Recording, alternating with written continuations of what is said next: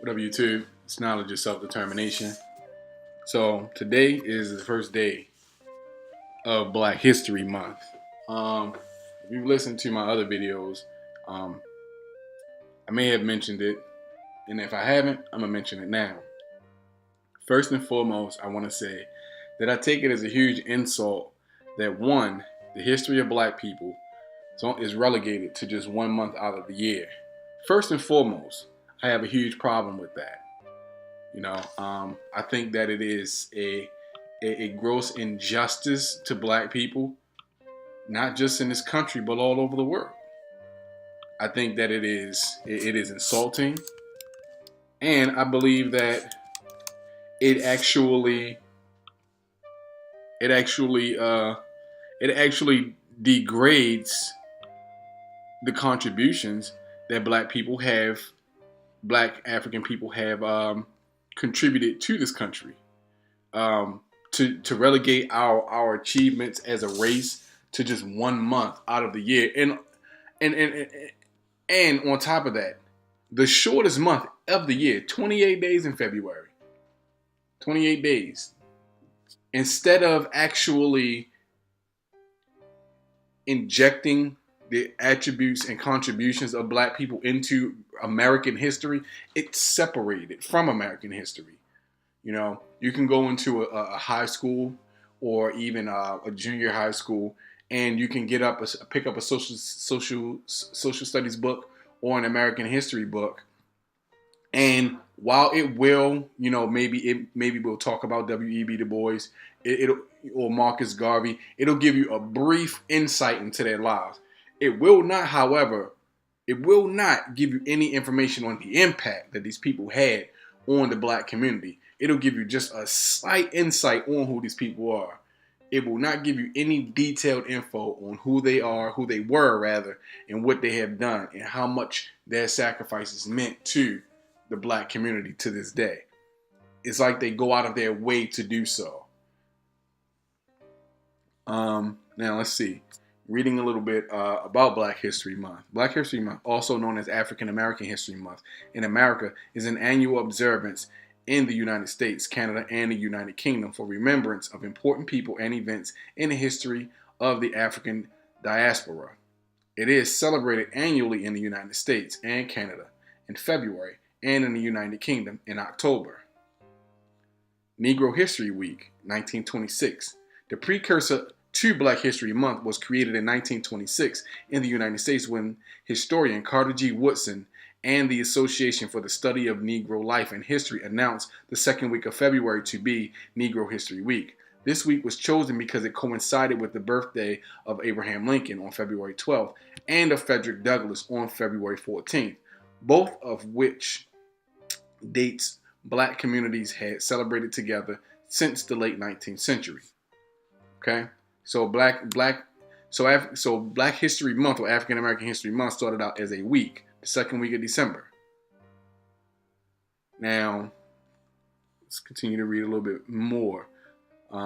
First and foremost, though, Carter G. Woodson, born December 19th, 1875, died April 3rd, 1950, was an African American historian, author, journalist, and the founder of the Association for the Study of African American Life and History. So we have Carter G. Woodson to thank for Black History Week, Black History Month.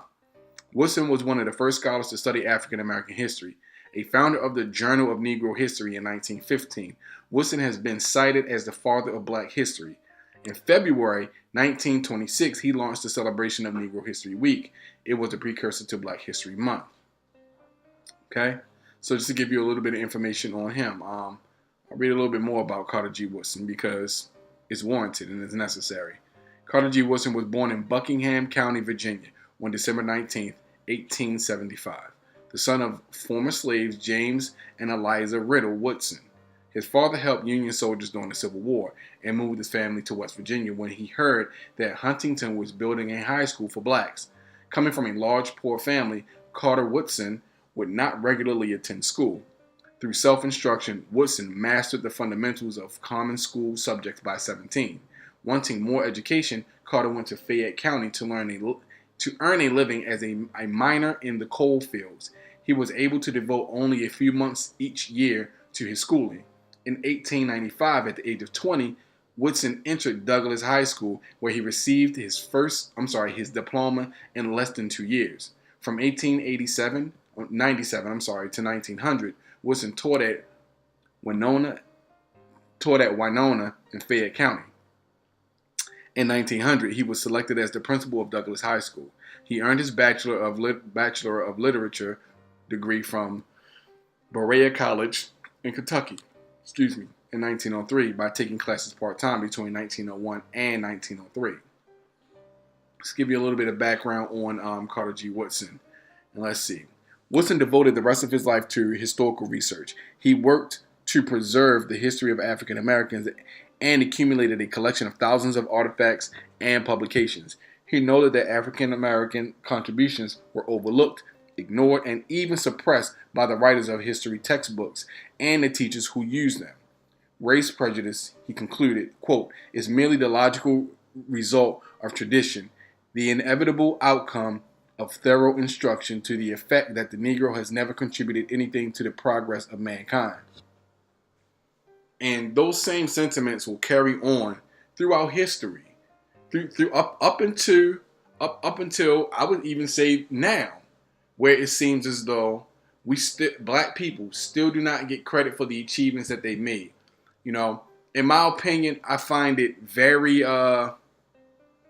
very disrespectful. You know, when people think about Black History Month, and the first thing they think of is people like Michael Jordan or Sidney Poitier or something like that. Not saying that these men weren't great in their own right for whatever they have done in whatever field they decided to embark upon, but so far as history is concerned, when it comes to the achievements and accomplishments of black people, I don't think of actors and sports stars. They are the last people that should be recognized for achievements, because when we talk about history and talk about pioneers for different cultures or races, you know, most other races don't hold sports figures in that high regard so far as to actually, you know, include them in remembrance in the history of their race. Yeah, you may have done good things, but what pedestal do you really deserve to be put on because you can score 100 points in a basketball game? You know what I'm saying? Or you can play dress up and pretend really, really well, because that's all acting really is. It's dress up and pretend. You're dressing up in a costume and you're pretending to be somebody that you're not. Dress up and pretend. It's make-believe. Why should people like that be held in such high regard? We as black people need to stop doing that with celebrities. We worship celebrities, and we worship them because they have money. And we believe that money equals power. Well, it kind of does equal power, but we believe that money equals importance. The more money a person has, the more black people are willing to listen to them. The more they're willing to follow them. And I've said this in another video, and that has been proven, which is how they market in contemporary times, how they market products to black people by having a celebrity sell it to you in a commercial, because we respond more to celebrities than we do to intellectuals. And it's a fact. It's a fact. Look at our spending habits in this country. Look at the way we spend money in this country. You know. So I just wanted to give a little bit of background on that. Now, the expansion of Black History Week to Black History Month was first proposed by the leaders of the Black United Students at Kent State University in February 1969. The first celebration of Black History Month took place at Kent State 1 year later on February 1970. In 1976, as part of the United States bicentennial, the informal expansion of Negro History Week to Black History Month was officially recognized by the United States government. President Gerald Ford spoke in regard to this, urging Americans to, quote, seize the opportunity to honor the too often neglected accomplishments of black Americans in every area of endeavor throughout our history, end quote. So, for a lot of you who didn't know this, for a lot of you millennials and people born in the 90s, Black History Month is new to the world. New to the world. The students at Kent State University started celebrating Black History Month in 1969, right? or they proposed it in 1969. A year later, they started celebrating it in 1970. But it wasn't until 1976, as part of the United States bicentennial, that the United States recognized Black History Month as an actual thing. 1976. Dude, that is not that long ago. That's 40 years ago. 40 years. 40 years. I mean, just think of that. Some of you people out there may be 20, 16, 15. So the impact of that doesn't really hit you that hard. But Black History Month is new to the world. We have done great things throughout history, not just in America, but throughout history, period. The history of the world. It deserves more than just a month. It deserves more than just a month. You know, so I give props to people like Carter G. Woodson. I research these people. I learn about these people. Frederick Douglass. You know, all those types of people. Now, I want to read a little bit from Booker T. Washington's book, Up From Slavery. You know, because it is Black History Month, I want to give you guys a little bit of history on some black folks. Some black people that have changed the lives of, what they did then has affected us to this day. And this is from Up From Slavery, Booker T. Washington, Chapter 1. I was born a slave on a plantation in Franklin County, Virginia. I am not quite sure of the exact place or exact date of my birth, but at any rate, I suspect I must have been born somewhere and at some time.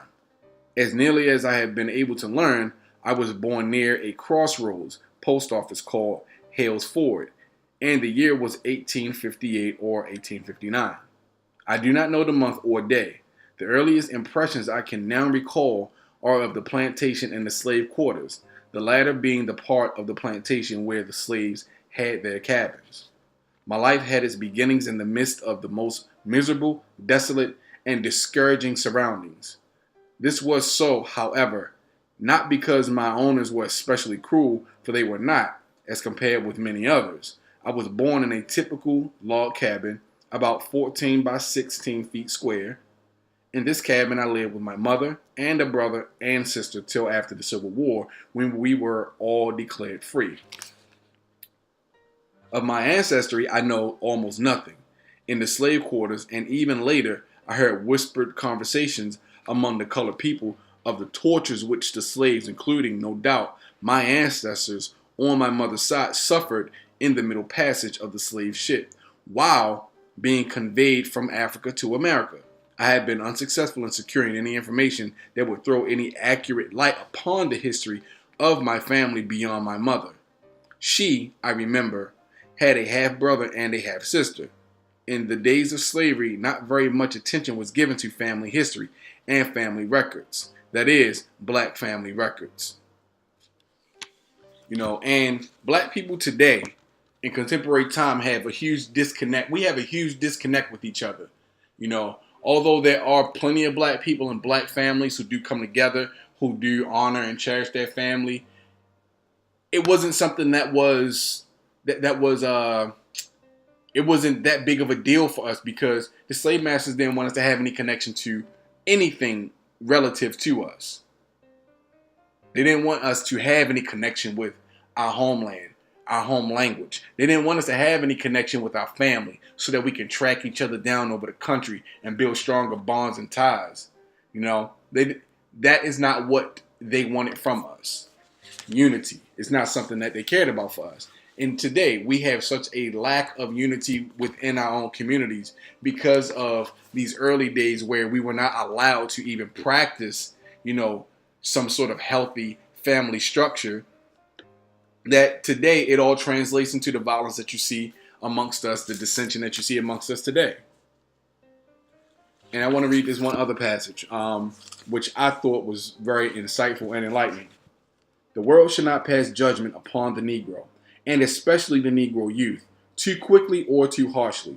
The Negro boy has obstacles, discouragements, and temptations to battle with that are little known to those not situated as he is. When a white boy undertakes a task, it is taken for granted that he will succeed.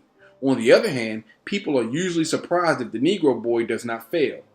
In a word, the Negro youth starts out with the presumption against him. What has changed since that time? It is the year 2017. You know, he's speaking from his youth in the 1800s. That is a lot of time. 300 years or so. But I really like that passage and I respect him for saying that. There was never a time in my youth, no matter how dark and discouraging the days might be, when one resolve did not continually remain with me, and that was a determination to secure an education at any cost. For those of you who do not know, Booker T. Washington went on to found and build, along with his students, the Tuskegee Institute. They made their own bricks. You know, they made their own lumber. They chopped down trees. They made their own lumber. You know, they did everything. They built that school from the ground up. I think he started out with like some ramshackled church and a shed. That's how we started the Tuskegee Institute and built it into one of the oldest, one of the most prestigious black colleges in America. HBCU, Historically Black University, or historically black college universities. Now, Black History Month should mean something to everybody who is of African descent. I don't care whether you live in America or not, because people on the continent of Africa know just as little about us and our history as we do. And it's sad. Now, in the event of not making this video but so long, you know, I don't want to go in too much because I don't want the video to be but so long. But I do want to introduce you guys to more information about our people. And I won't be reading pages and chapters out of the book, you know, but I will be reading certain passages that I have highlighted in the book. I almost reached the conclusion, this is again from Booker T. Washington, that often the Negro boy's birth and connection with an unpopular race is an advantage as far as real life is concerned. With a few exceptions, the Negro youth must work harder and must perform his task even better than a white youth in order to secure recognition. But out of the hard and unusual struggle which he is compelled to pass, he gets a strength, a confidence that one misses, whose pathway is comparatively smooth by reason of birth and race.